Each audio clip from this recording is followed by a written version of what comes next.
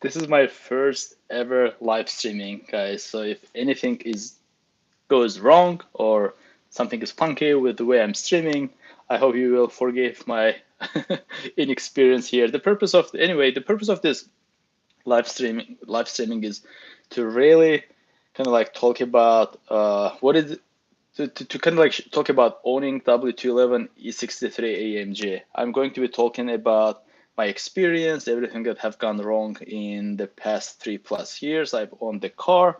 I'm gonna share some tips about like how to maybe like pick one. I'm here to answer all the questions you may have, and I'm also going to kind of like you know give you some tips and advices along the way as much as I can.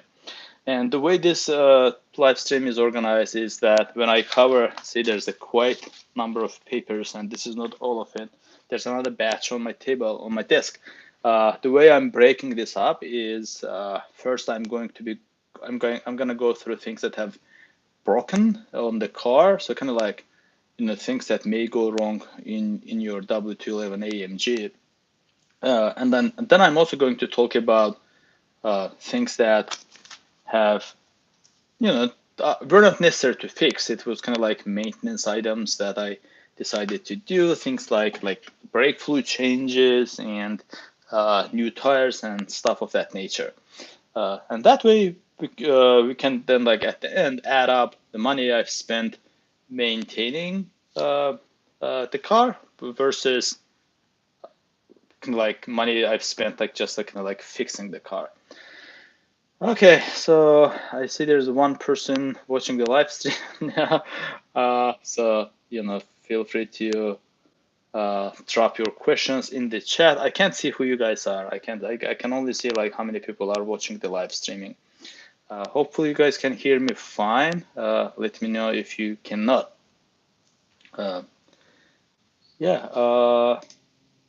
So I'm on my laptop, just making sure things are going well. Just 1 second.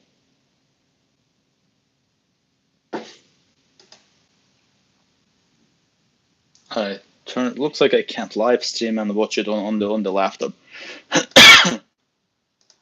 So I'll join as a guest.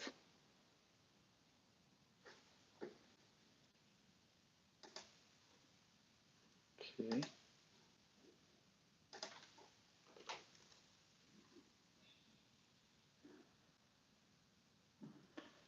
Let me find my own live stream. I'm just like trying to make sure that I get my voice and everything is working just fine.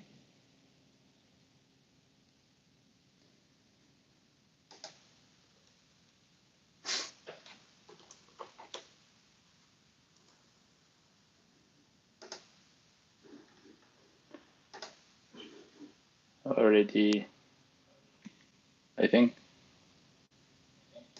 Yeah, so the audio is live. You guys can hear me just fine. All right, cool. So, sorry, I need to drink a water first. This is a Mercedes branded bottle. As you can see, I have a ton of Mercedes branded items. Most of it just like swags from attending like meets and cars and coffees. It's a cool way of getting like free Mercedes stuff, guys. I have bought like Mercedes branded items, spending my own money too. But if you go, hi Jason. But if you go to like meets and cars and coffees organized by your dealership, you'll get a lot of like free stuff. I have like several of like Mercedes branded bottles. I have an umbrella. I don't know, like keychains and stuff. So it's a good way of collecting free stuff, I guess. Use the swag. All right, let's start.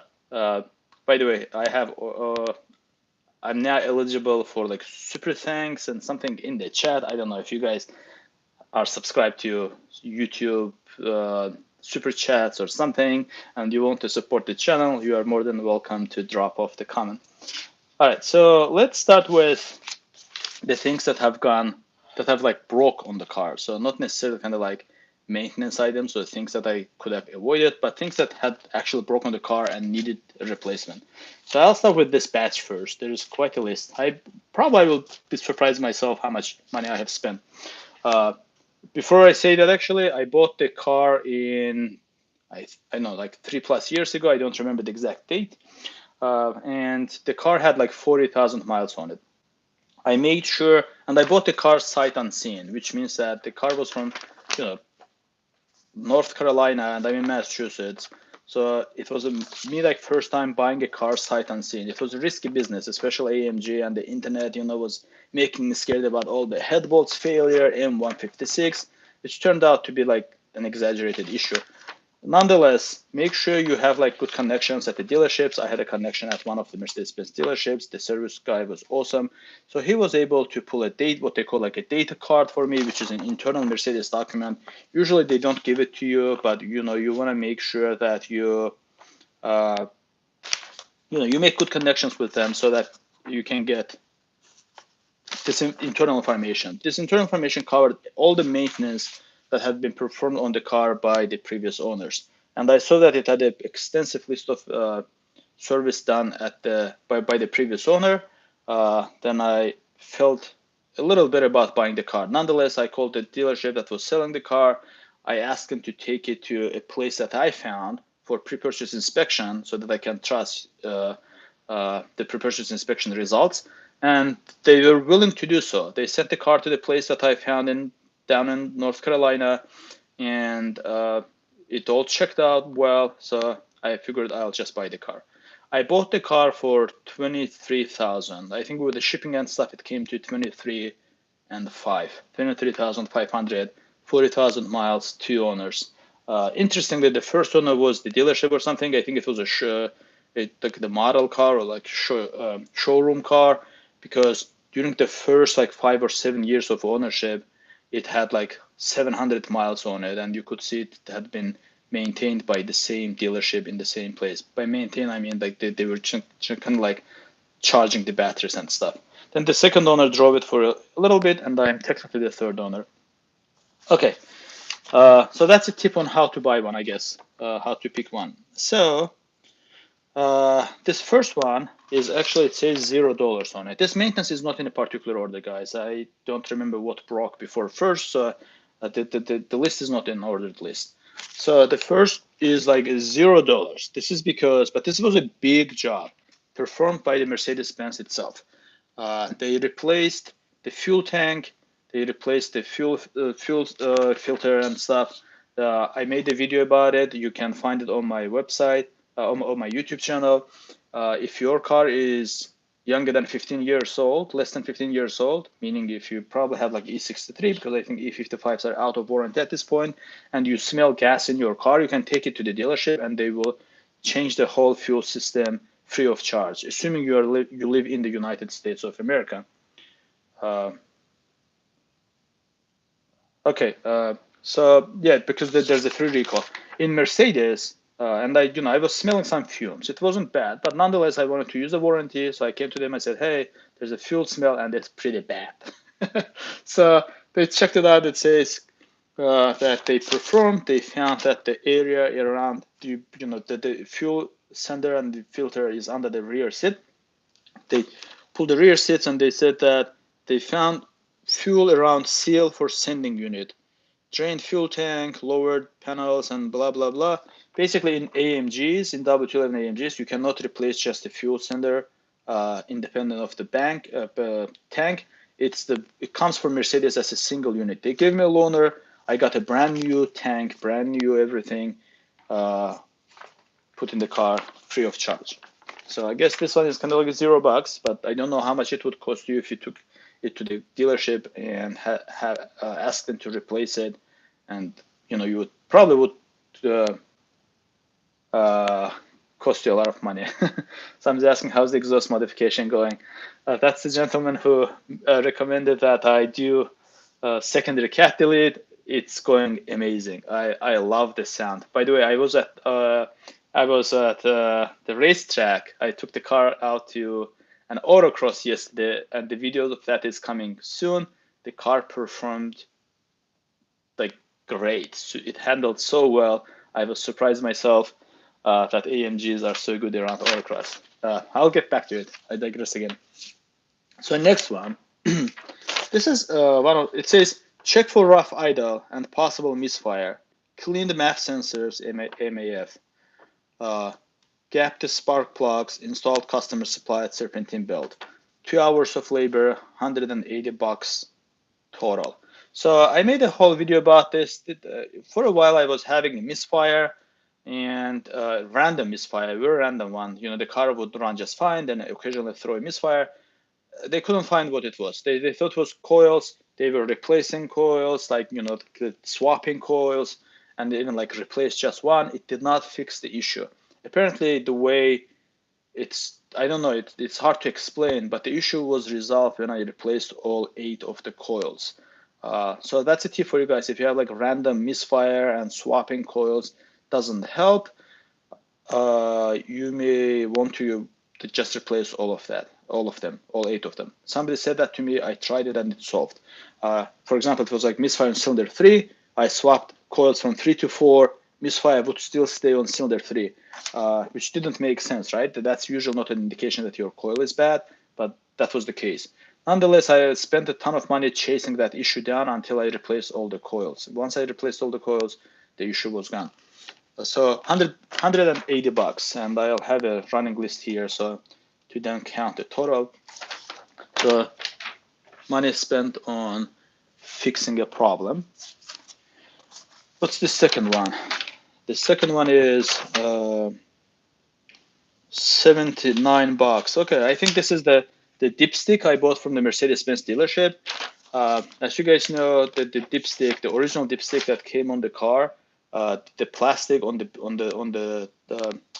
end of it can sometimes crack. When it cracks, you know, you want to change it because you don't want like loose plastic bits falling inside your oil drain. So I replaced it by a new part from the dealer. However, and this new one has a different design. It has a different crown, and it's like a solid, like a metal, like twisted piece. I do not recommend it. It lies. It doesn't show you the accurate reading. I talked to like 5 AMG E63 owners specifically. We measured their dipsticks. Turns out mine that I bought from the dealer is actually longer. So I put like 7.5 quarts of oil into the engine, and it says I'm above the maximum line. It doesn't make sense, right? Because the engine takes 9.3 quarts or liters. And I make sure that I drain all the oil, like from both like cooler, the main drain as well as the cooler drain. Okay, so if you have that problem with your dipstick, I do recommend you go with, it's not a paid promotion, but there's a website on Instagram, 63 Motorsports or 63 Everything. You can look up the guy on Instagram. He sells the best part. It's a little pricey, but it's worth it. The updated part for Mercedes-Benz is not inaccurate. Doesn't give you accurate results. So that's my advice there. It cost me $80. It's useless, so I'm gonna buy a new one from the 63 Motorsports. Another one from Eurotech Motorsports in Natick. These guys are amazing. They are well known among the racers and stuff. Anyhow, they replaced 2 engine mounts, parts and labor, $629. Looks like the parts were $240. This is like motor mounts and transmission mount, and the labor was $320. Yeah. Okay. So $629. Let's add it to the list. 79 plus $629. I spent more money on engine mounts and transmission mounts than this, but more on that soon later. Okay. What's this one? $125 for crank position sensor. Is it the one?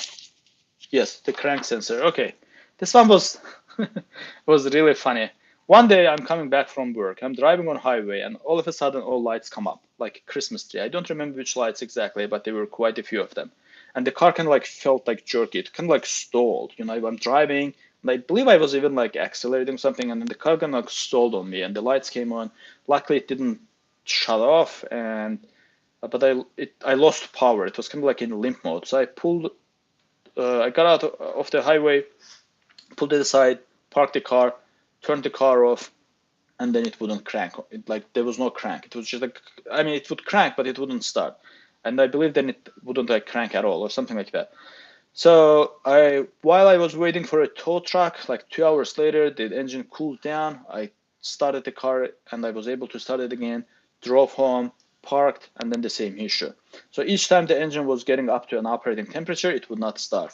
I Googled it and then I took it to this place, and they said that it was a faulty crank sensor. A common issue, not that expensive, just $120. This is just for labor because I bought the part myself of FCP Euro. It wasn't that expensive. Like I think it was like about $100 or something. And so I'll add it to the running list of spendings. Yeah, so it's not hard to. I mean, it's cheap, but it's a little bit hard to replace because it's really hard to reach. It's it's above the kind of like the I don't know, torque converter or something. If you don't have a lift, it's kind of like hard to reach from the top of the car. At least like with my hands, you need a mechanic's hands. There's a meme. It says like normal humans beings hands and the mechanic hand. And mechanic hand, like they have like wrenches at the top of their fingers, and their arm like bends in 10 places. So anyhow, this guy's charged just an hour of labor, replace the crank sensor, a common issue on all the cars. I would even recommend replacing that uh, proactively, preventatively, so that you don't end up on the side of the street like I did. This is the big one. 2,344 and 95 cents. Oh gosh. So 2,300, let's call it $45. Now, what's this for? This is my transmission failure. It's really weird because the car, like I said, I bought it with like 40 something thousand miles on it, and it had been serviced at 40,000, just as it should be. It had been replaced by the dealer, by the previous owner at the Mercedes-Benz dealership. Nonetheless, I was driving one day. The car started like getting stuck in gears. One day it got stuck in the 7th gear. One time it got stuck in the 2nd gear, and so forth. And it was sluggish. It never went into limp mode, but it would get stuck in the gear. And then the solution was to shut the car off, turn it back on immediately, and the issue was solved. I took it to this place in Waltham, Massachusetts. They said that my conductor plate, so speed sensor, was faulty, and the best solution was to replace the conductor plate and valve body together. I asked him if I could get away with just replacing the conductor plate, because that would have been cheaper, or sending a conductor plate to be repaired by some companies on the internet. They said I could maybe, but they didn't recommend it. First of all, they said that in E63 specifically, they said you cannot do that. In 2007 models, apparently I have like SVG3 or something, but they said in E55 and later years like 2008, 2009, E63s, you can replace conductor plates and solenoids independent of the valve body. But in my car, it's a 2007 model. They said it's just one big unit. I trust them because this place is kind of like a dealership. They're Mercedes authorized. They're not dealer, but they're like dealership, right? They have like all the access to official Mercedes tools and stuff, and they don't work on any cars but Mercedes. So I trust them with that. It cost me $2,345. That comes with a 3-year warranty. Actually, let me see if I still have a warranty. This was in August of 2019. I guess I still have warranty with them for a little bit. That was unfortunate that it broke on me, especially because it had been serviced at 40,000 miles. But apparently that doesn't, that's not a guarantee that your conductor plate will not fail or like your speed sensor will not fail. It happened, and yeah. Okay, this was a big spending. Next, I don't have receipts for it, but the head bolt replacement. Oh gosh, I should have or could have never touched my head bolts. I made a whole video, 2 videos actually, on my YouTube channel. One of my, actually my first video on my YouTube channel, I showed you guys how to replace how to replace head bolts in M156 engine. It's a full DIY covering all the steps one needs to do. I should just like tell you that it's not a brain surgery, it's doable. It's a long process, but if you follow the steps accurately, it's something you can do in your garage yourself, especially if you have a help from your friend or something. I mean, sometimes friends are distracting. Anyhow, so my friend was helping me. We did it in our garage. It was the most advanced, even today, the most advanced DIY I have done in my life, which is the M156 head bolt replacement. I did it one at a time preventively. There was no like oil coolant leak or coolant getting inside the engine, nothing like that. The bolts came out with minor surface rust. In retrospective, I wouldn't touch them. I think the internet just like scares us so much that we think, oh, all the head bolts in M156 fail. It's inaccurate. Usually, people making up those rumors are E55 guys. No, no offense, but I know E55 guys like tend to dislike M156 for some reason. Nonetheless, I spent about $500 on parts for that, and 2 full weekends. Normally, it's a 10-hour job if you take it to an independent mechanic, and if they try to charge you for more than 10 to 15 hours, they're trying to rip you off. So that, if you were to replace your head bolts, assuming it hasn't failed yet and you are not pulling the heads, you are replacing them one at a time, that labor should cost you no more than $1,500. If parts and labor, I mean, we charge about 120 for labor an hour. So multiply that by 10 plus the parts. Yeah, less than 2,000 is, I think, is acceptable. Anybody who asks for more than 2,000, run away from them. They're trying to rip you off, or they don't know what they're talking about. So I added that 500 to the list of things that broke. I mean, I probably should have. No, I'll add it to the list of things that didn't break on the car, but I did it kind of like myself, kind of like maintenance list, because it's not fair to add it to the list of money I've spent on the things that have broken, because it actually wasn't.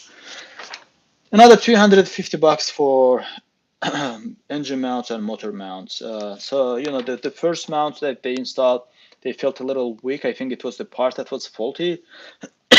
I mean, the owner showed me, you know, it was an OEM part, but it was kind of like still softish. It would send some vibrations, and the engine was moving extensively under load. So I brought it to the place that I got them, you know, that worked on the mounts previously, where I spent like $629. I said that earlier, and we made a deal. You know, the guy charged me just $250 this time. Okay, so another engine mount and transmission mount. What's this? Oh gosh. So this was a ripoff. This place charged $269. So let's call it $270 for a transmission mount. And you know, I just bought the car. I was excited. I thought this was normal. Turns out they did not even put the right mount. So this was a waste of money. I'm not going to add it to the list because this was my stupidity, but $270 down the drain.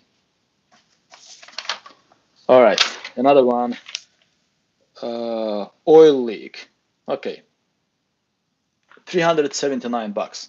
So there's a oil return line in M156. If you look down from the front of the engine, you know where your like belts and stuff are. On the driver's side, there's an oil line. It's called like oil return line, and it has an O-ring on it. That O-ring over time dries up and becomes like a, you know, very dry, like a stone, and not like soft and nice like a rubber gasket should be, and it may develop a leak. So that was the case. It was a very minor leak. Between oil changes, the oil level wouldn't even drop like below normal. It was very minor, but nonetheless, it was bothering me. I hate oil leaks, and I'm kind of like dedicated to keeping this car in mint condition. So $379 parts and labor to fix that. The parts were the parts were $19. and then 345 for 3 hours of labor. There's a place in New Hampshire. I love this guy, so I'm gonna give them a shout out. 603 AMG. If you are in New Hampshire area, southern New Hampshire, check them out. Mike is great. He's a former Mercedes-Benz tech. He opened his own shop. Okay, I don't know if Mike is watching this, but shout out to you, Mike, if you are there. 379 for that. And finally, what's this one? Oh, another 621. Okay, now this is kind of like, no, this is a little misleading. So this is a combination of, again, chasing that misfire we talked about earlier and new tires installed. So I think for we can count this as a $90 for diagnostics for diagnosing the misfire, which then the solution for it, as I said earlier, was replacing all the coils, which I did myself. Super easy job, guys. Like, I don't think anybody should be paying anybody to replace their coils on M156. It's super easy. You just have to remove the air filter housing, and then coils are right there. There are plugs and 2 screws on each. I think anybody who can hold a screwdriver can perform that job. And it probably takes like 45 minutes to do that. Anyhow, another $90. So our total money I spent maintaining this car over the 3+ years is what? $4,176. Now I've spent tons more than that, but you know, because there's another batch here. But these are the things that didn't go bad on the car, but I kind of like, you know, did it myself to keep the car in a nice shape. So is that a lot? Is that a lot? I would say no. 4,176 over 3+ years and over 46,000 miles that I've put on it. That brings us to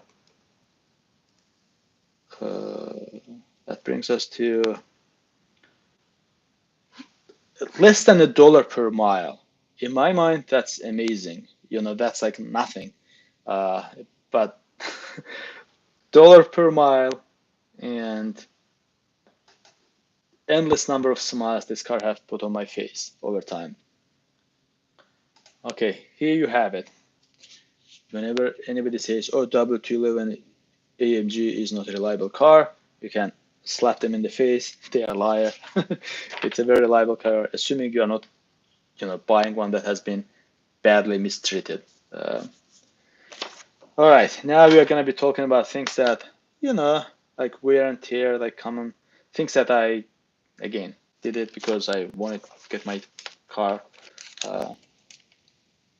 in even better shape. 4-wheel alignment, vibrations, check some like checkups here and there. Anyhow, so this one is $100 for alignment, which was a pretty good deal if you ask me. One thing, somebody asked me, I think it could have been Jason. Somebody asked me if I have had issues with the alignments, and the answer is yes. I've taken my car to 2 places, or like 3 different places that are well known for doing a good alignment, and all those guys have been saying that for some reason they can't get one of the either the fronts or the rears. I don't remember. One of the sides they can't get it to, like exact, like perfect to 0. You know, it's always a little off. I don't know. In my case, they said that maybe some arms was slightly bent or something. It's still within the range. It's just like isn't perfectly at 0. I don't know why. And because somebody like Jason, someone asked if I had that problem, I'm not sure if that's an issue with AMGs or people just like don't know what they're talking about. But here, let me know if you have had any issues with that. Like, have you had any issues with alignment? I know. Seems like in my car, either the fronts or the backs, they can't get it. They can get it to the specs, but not exactly to the 0. So it's never perfect. Okay. Hey there. So Yeah, so GHS77 says I had alignment issues as well. It's a Mercedes issue. This is so, including myself, there are like three of us now saying that alignment alignment is a little funky process on this cars. I don't know why. Like, why would that be? No, I'm not French, bro. I don't speak French. I speak 5 languages, but French isn't one of those. How good is the Airstream from the ventilated seats? Is it too slow? I wouldn't call it slow. I would say it's actually, in a quiet environment, you can hear the fans. They are blowing a good amount of air. However, if the temperature inside the car is hot, the air is hot inside the car, you're not gonna feel much cool on your back because it's just like circulating the air, right? It doesn't have an AC built in. It's just a fan.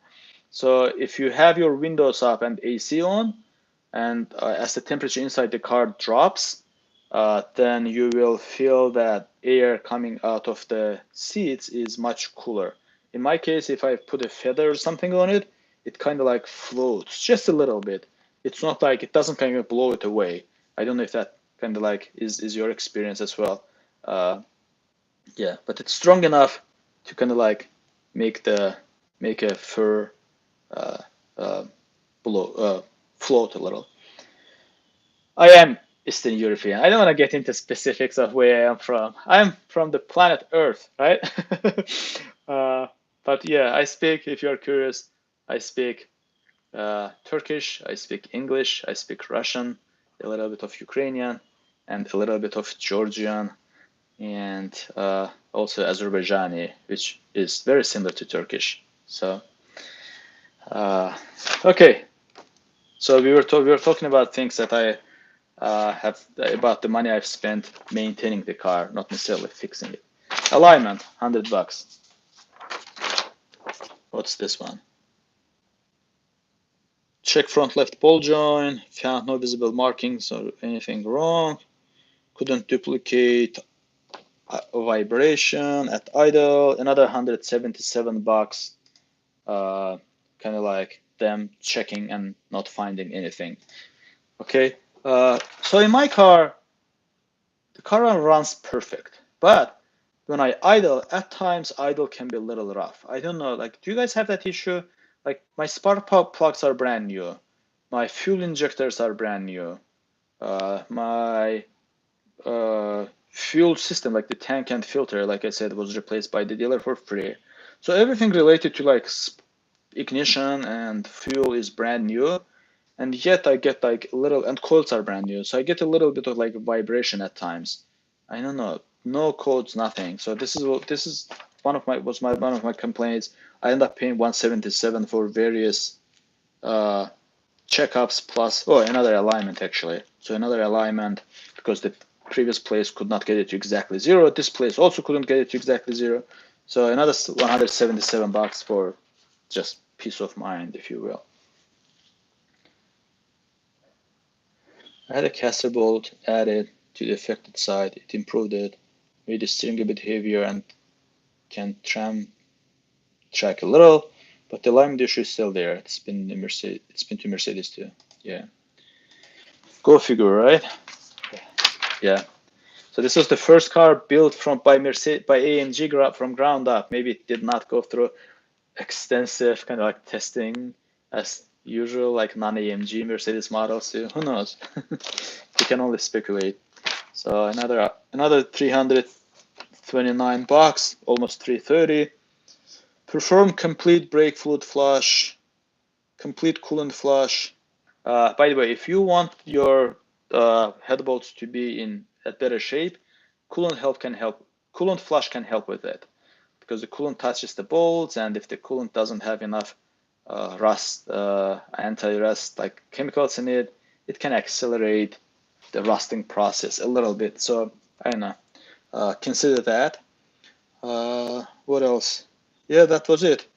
150 almost for brake fluid flush, parts and labor. Another 150 for coolant flush. Total comes to 330.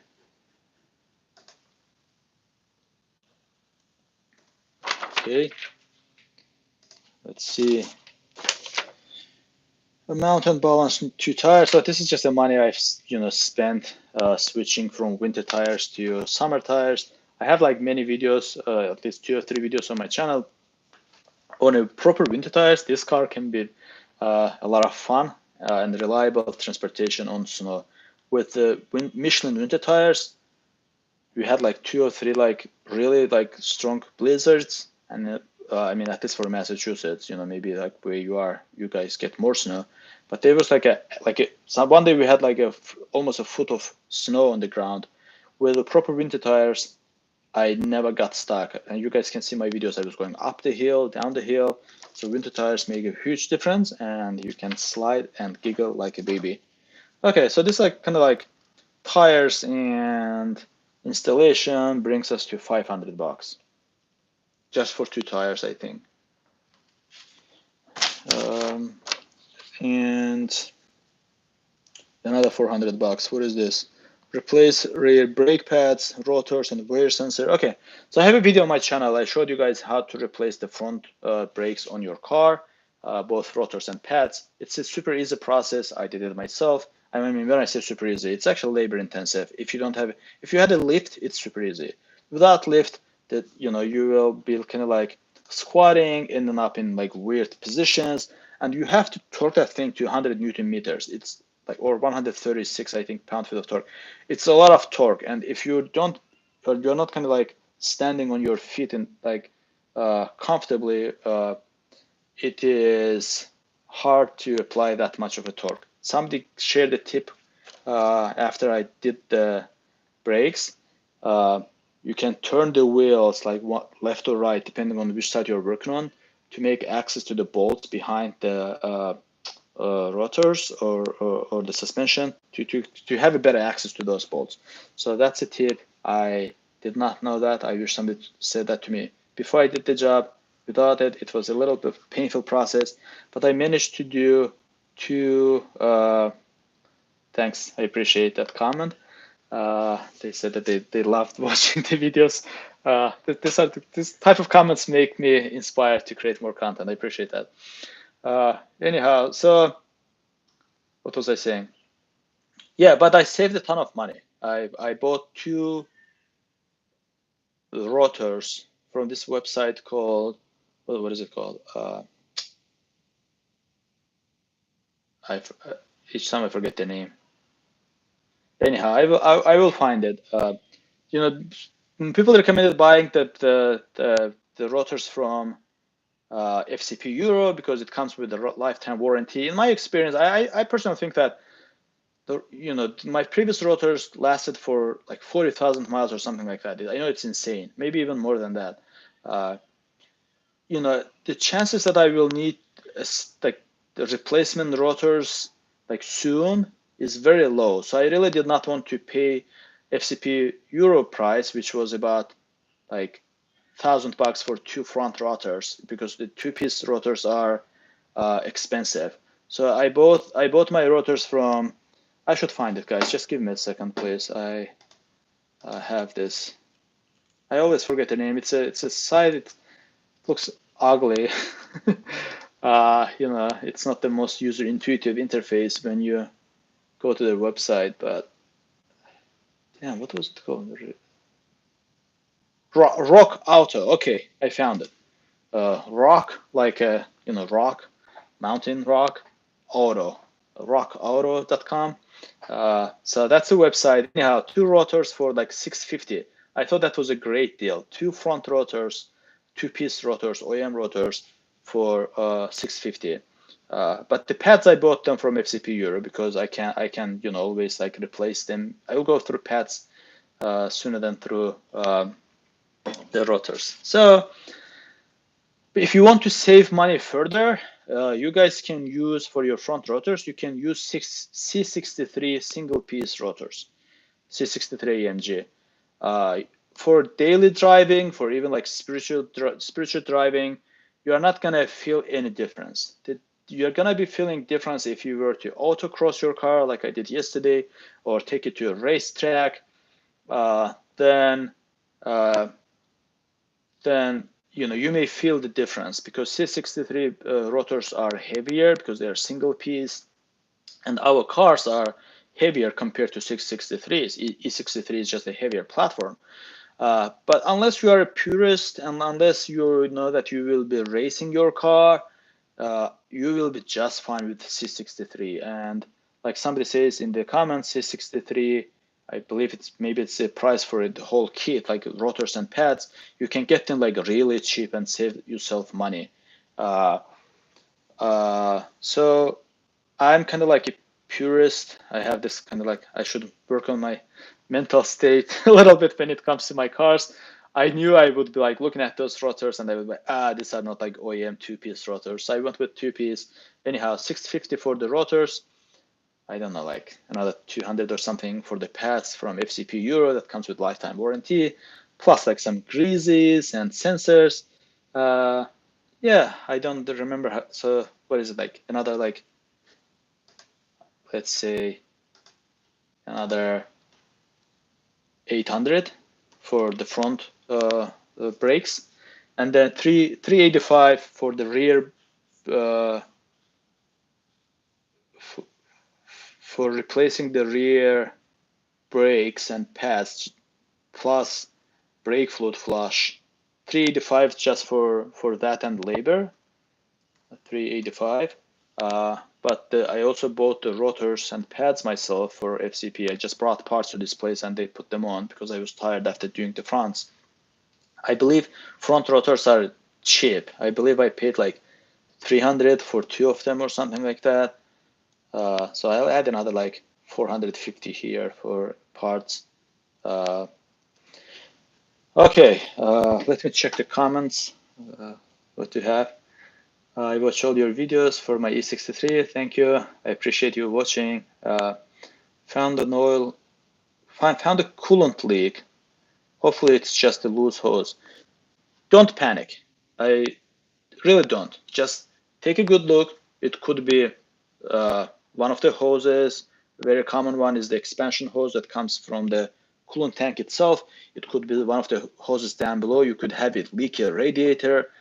A coolant leak doesn't mean you have like a bad head bolt or something. I know maybe like that's what's scaring you. I wouldn't like. First of all, I would check the oil. If your oil is milky, you know, then it might be a bad sign. But otherwise, if your oil is like nice, you're just like losing coolant, chances are it's from elsewhere. Okay, I have 2007 E63 with 70,000 miles. Should I do the head bolts as preventive measure? Terry C. Terry, I have a video on this is my own recommendation, okay? Like, I don't want to recommend to bias your thinking, but my head bolts, when I did them at 50-ish thousand miles, they came with a very minor surface rust. I think I would have been just okay if I did not touch them. I did the head bolts for two other people who watched my channel. They brought their cars and they said, hey bro, you did a good job on yours. We could see the process. Can you help us? Same story. Just one or two bolts had a minor surface rust. And for some reason, in my experience, those are the two bolts like closest to the front of the engine. They come with a little bit of rust on them. The rest were just like shiny and like they were put in there yesterday. So I personally wouldn't touch them, but it's up to you. You know, if you're losing your mind, you're losing your sleep because of that. If you are afraid of flooring it because you think, oh, the head bolt can snap or something, I wouldn't. I would just like drive and enjoy. There are tons of people on the Mercedes-Benz forum with close to 200,000 miles, even like more on original head bolts. But in some people's engines, mostly from my research, in C63s, head bolts had failed. And even if they fail, right? Even if one bolt snaps, chances of you like hydrolocking your engine is very low. You will be spending more in parts and labor. Instead of 1,500, maybe you'll be spending 3,000 to pull the heads. Maybe like 2,500, but no more than that. You know, you can do that if it happens to you, or you can spend money now. It's really up to you. But in my experience, based on what I've heard from other owners, this issue is way over exaggerated by the internet.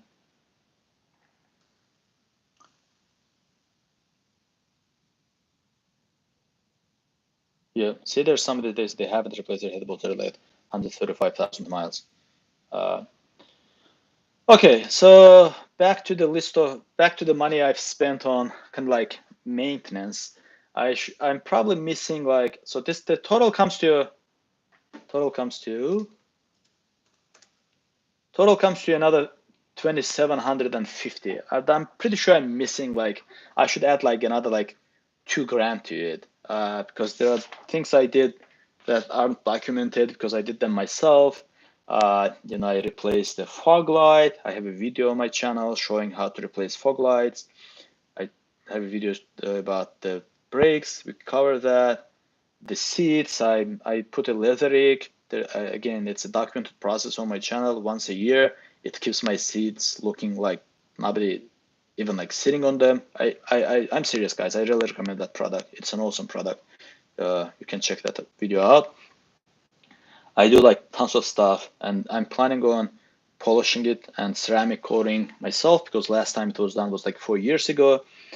So I'm pretty sure I will be safe if I add another 2,000 to it, if not more. So let's assume I've spent 4,750 bucks on kind of like things, kind of like just maintenance, wear and tear, you know, tires and stuff. I know ball joints and not ball joints. I know the things that I've been talking about. And earlier we said that I talked about, for those of you guys who missed, I covered everything that I had actually broke on the car, and I've spent 4,176 bucks on it. So the total comes to what? Like just over 9,000, right? So 800, 926. Let's call it 9,000. So 9,000 sounds like a lot, but like I said, the things that have actually broke is like cost me like 4,176 parts and labor. If you do those like fixes yourself, or maybe your transmission doesn't break like mine, because it doesn't break on all the cars, then the maintenance is really like cheap on these cars. But in my experience, because I'm a little bit of kind of like psycho and I want the car to be perfect, I spent 9,000 over what? Like I said, 46, even like 47, maybe like 1,000 miles. So that's like $2 per mile. In my mind, $2 per mile over 4 years, and tons of like positive emotions I've gotten from this car is well worth it. These cars are great. They are ultimate cruisers. I've taken it to a racetrack. I took it to autocross yesterday. I will post the video soon, but you can kind of like watch short videos of that on my Instagram in the Reels and Videos section. It's not an M3, it's not a E63. It's an ultimate cruiser in the first place. It's a highway beast, but it's super comfortable, especially on the Airmatic. Speaking of Airmatic, I forgot about that. Airmatic failed. One of my, I think in the history I could see that the dealer, the previous owner replaced one of the struts, the passenger side at the dealer. Ideally, they should be replaced in pair. Then I bought, for $450, I bought the driver side strut because it blew one day on my way home. There was like literally like explosion sound and the car sagged. I brought it home and I fixed it myself. It's a super easy DIY. I do not have a video of it, but it is super easy. And I bought Arnott remanufactured. I did not want to buy Arnott brand new unit.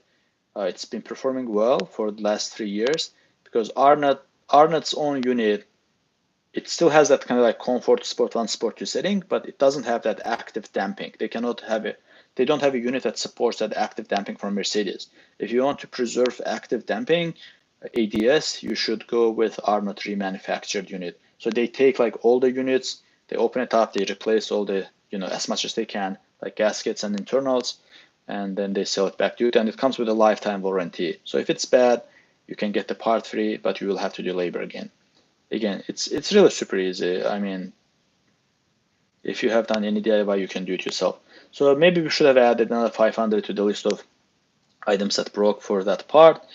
And then I also did the intake. Now I'm remembering intake manifold gasket. I had a, and you will know if you have like a leak intake manifold, the error will be bank 1 or bank 2 lean, something like that. That's about like 3 hours of labor if you take your time. I did it myself. Another easy job if you know, if you have all the instructions. Unfortunately, I don't have a video of it, but I follow Tassos on Instagram and YouTube. Tassos, I think Makatos. If I hope I don't butcher his name. He's amazing. Without his videos, I wouldn't be able to do like head bolts and stuff. And he's responsive as much as he can in the comment section of the YouTube and Instagram. So you can watch his videos and do intake manifold. Now, what really scares me, and you guys can tell me if anybody has done this, is the intake manifold rust. So this is where I will give it to E55 guys, and I'll say this is where AMG dropped the ball. Not so much the head bolt, but the intake manifold is made of magnesium, and over time it rusts. When it rusts, it can develop like holes in them. There's a center plate inside the intake manifold that holds your throttles. That's one you can buy a replacement from one company down in Florida. They make like steel part, but the intake manifold itself costs like 3,000 or 4,000 from the dealer. And I've heard somewhere that Mercedes stopped making them. So what some people do is like they preventatively open their intake manifolds, clean the rust, paint them, JB weld them or something, and then paint them to stop the rusting process. Luckily, mine, when I did the intake manifold, but it was like about 2 years, maybe like 1.5 years ago, it had very, very minor like surface rust in one place, but I have no idea what it looks like nowadays. Don't wash your engine bay. That's the biggest mistake you can make, because the water will get onto the intake manifold, and it will have hard time evaporating from there, and it will increase the speed at which intake manifold rusts. I guess like the way you live and whether you park your car in garage or not will also affect it, because it's a rust issue. But have any of you guys had that issue where the intake manifold was rusty? Let me know. Anyhow, I've been living for an hour. Thank you so much, guys. I'm still here for taking more questions for a little bit longer. But thanks so much for joining. This is my first ever live Q&A. I didn't know if people would show up. People did, and I really appreciate all the positive comments and you guys watching my content. This is really like a way for me like to connect with people with a similar passion, like those who have AMG or want to have an AMG. That's the purpose why my channel exists. So like every positive comment kind of like makes me feel good.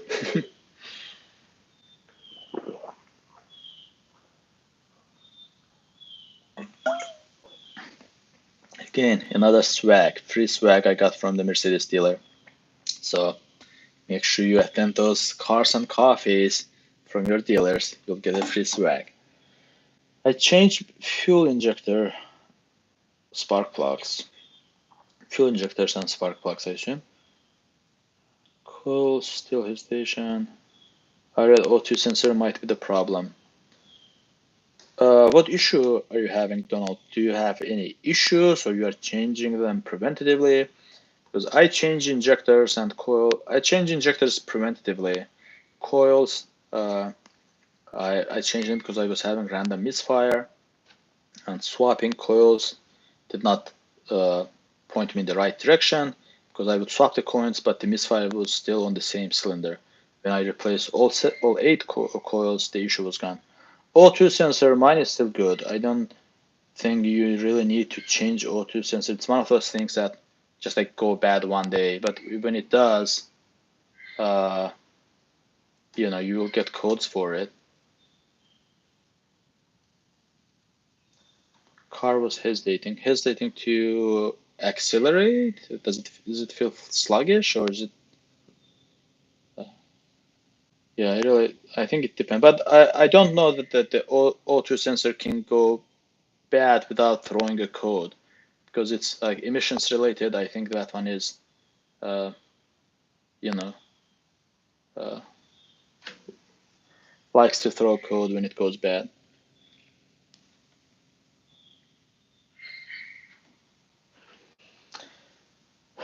All right.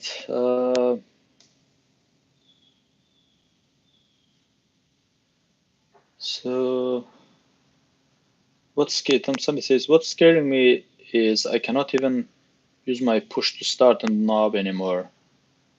It says the key isn't detected, and my clock on the dash spins around fast when I turn the car off.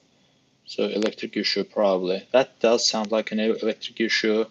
I'm not too strong. I don't have a good strong understanding of the electric issues. Maybe talk to someone who is more knowledgeable. Ask them to check for the for the fuses and stuff first, and then go from there. Because electric issues can be really hard to track down. Yeah, this is the first time I hear about such an issue. The clock spins like that. Maybe it's the head unit that's faulty.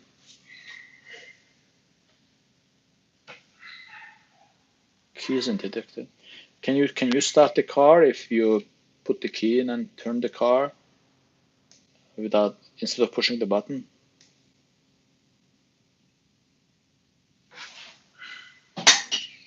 Yeah, Donald, the tunes are tricky, right? I don't know, man. Like the hesitation could come from the fact that it needs to be retuned or remapped a little bit. It could be transmission. It's hard to know like what kind of like hesitation you are experiencing. Yeah, I don't know if you could be a little specific, maybe either myself or people in the chat would have some knowledge. Yeah. Scrolling up just to make sure that I'm not missing any chats or any questions.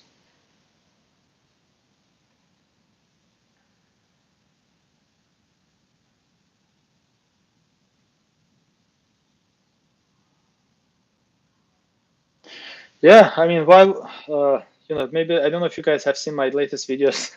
The only modification I have done to my car is the secondary cat delete. Again, thanks to that guy. He's watching from Australia. I know if you are watching, you know who you are. And he's in the chat too. So yeah, a secondary cat delete, at least for me, is the best exhaust mod you can have. Depends on what you're looking, but on my channel, like if you go and like type exhaust or something, I have covered like all the popular exhaust setups. You know, I have made videos of what it sounds like with a resonator delete, straight pipe, resonator delete X pipe, tune, no tune, like long tube header, short tube header. Anyhow, you can listen and compare for yourself. I wanted to preserve that AMG sound. I did not want too loud of a noise. I also wanted it to be loud, like across all RPM, so that I could impress the people on the sidewalks that didn't care about me in the first place. you know. So yeah, and the secondary cat delay is awesome. It's just like stock. It's just a little different than stock in terms of like tone, but I would say it's like pretty much like stock, but louder. And the car is more responsive now because the gas can flow easier through the system. It's really it's more responsive. So that's an awesome little tune you can do.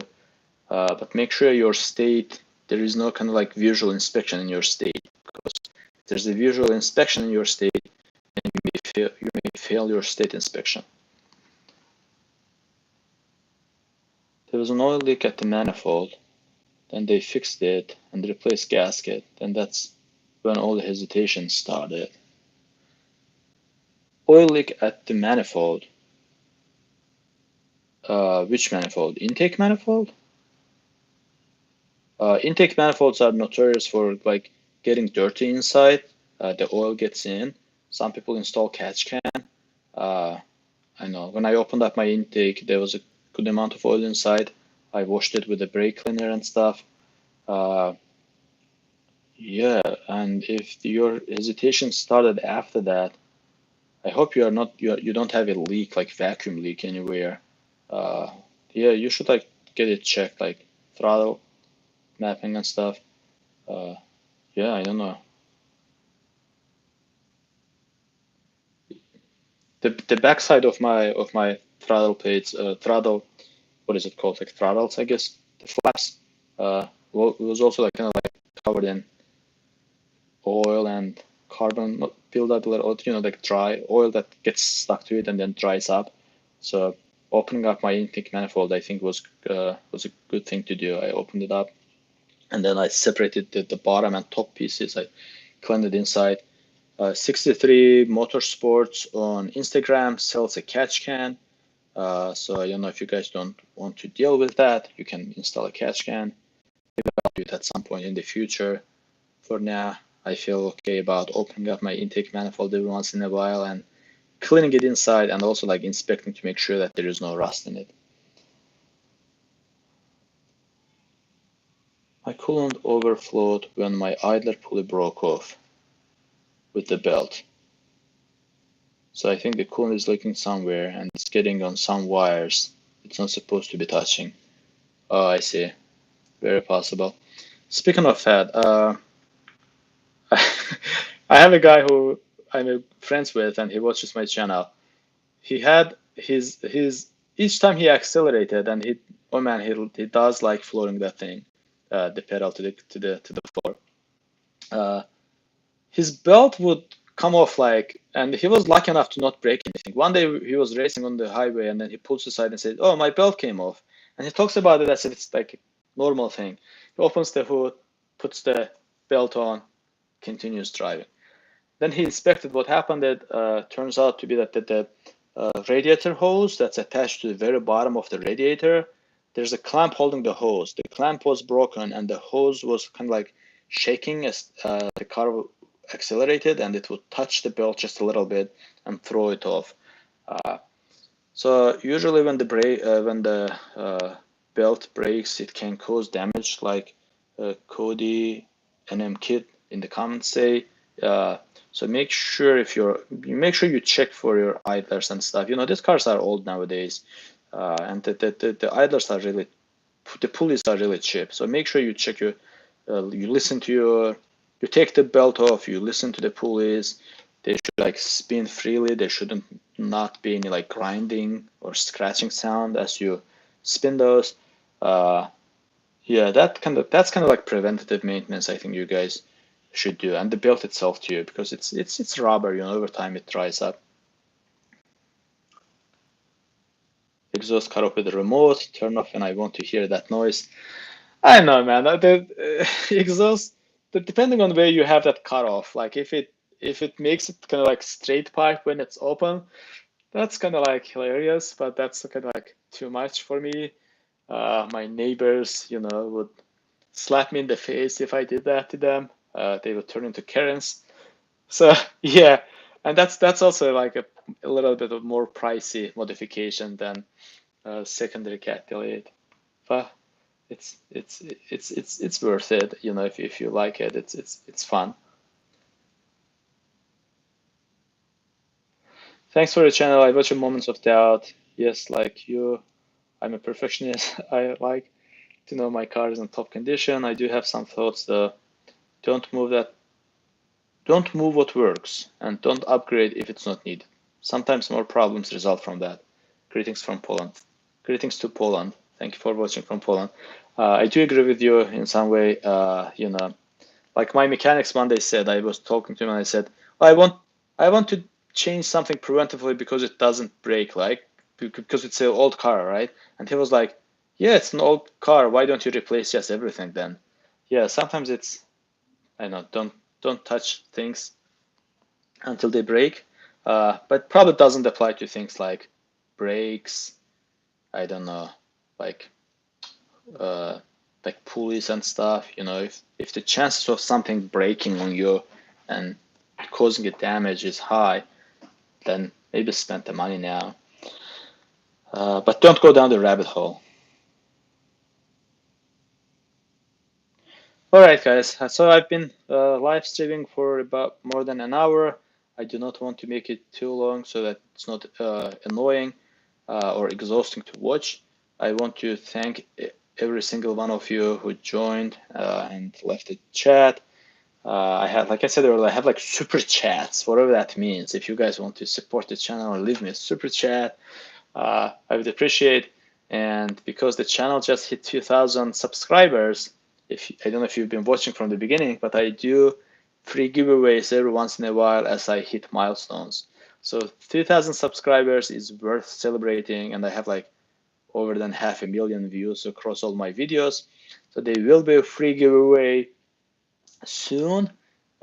Make sure you check that out. I'm just taking my time because I'm trying to come up with like exciting gifts. I'm like trying to figure out what kind of gifts to give away that will make people excited and could feel about. Most likely the giveaway will be just for North American viewers because the shipping nowadays is a little problematic because of the situation in Europe. You cannot send gifts to some countries in Europe, but we will see. Maybe I'll make it worldwide. But nonetheless, thank you so much for watching. I appreciate all and single one of you, and you have a great rest of your day or evening. Bye now.